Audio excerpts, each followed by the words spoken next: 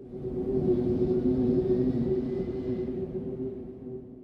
was a mailman. Twice a week, on Mondays and Thursdays, I received boxes of mail to sort and deliver on Tuesdays and Fridays. It was a simple job that helped clear my head. I would sort the mail, take it to the assigned neighborhood, and walk around, listening to music as I stuffed envelopes and other items into various mailboxes. The first street in the neighborhood was straightforward. I picked up the first stack of letters and started my countdown, beginning at the end of the street with the high numbers. 30, 28, 26, 24, 22, 20.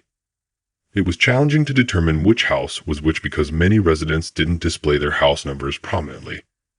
Some numbers were missing altogether. Still, I managed to get through, and once done, I moved on to the next street.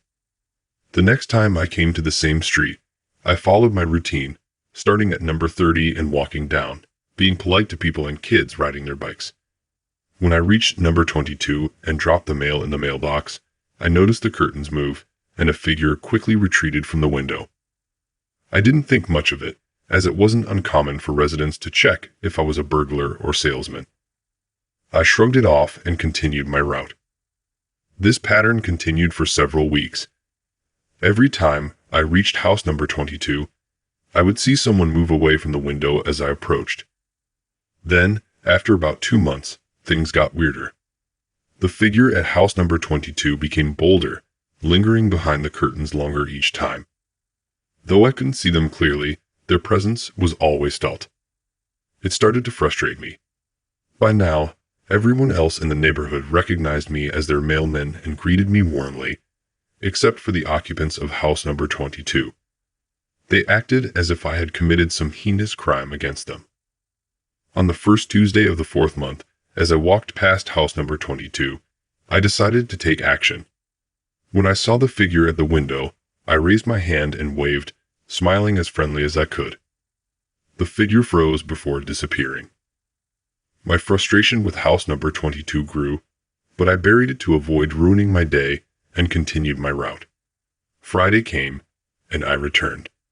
The street was empty, but as I approached house number 22, the curtains parted before I reached the mailbox.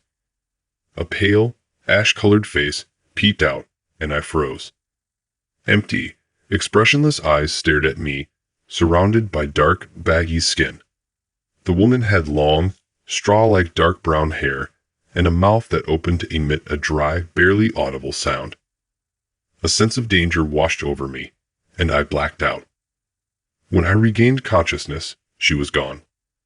I quickly delivered the mail and practically ran from the house, wondering if I had hallucinated. Throughout the day, I felt her eyes watching me from every window I passed. The following Tuesday, I approached the street with caution. Determined to finish quickly, I began my route faster than ever. 30, 28, 26, 24, 20. I stopped, confused. Where was number 22? I stood there for a while, trying to make sense of it.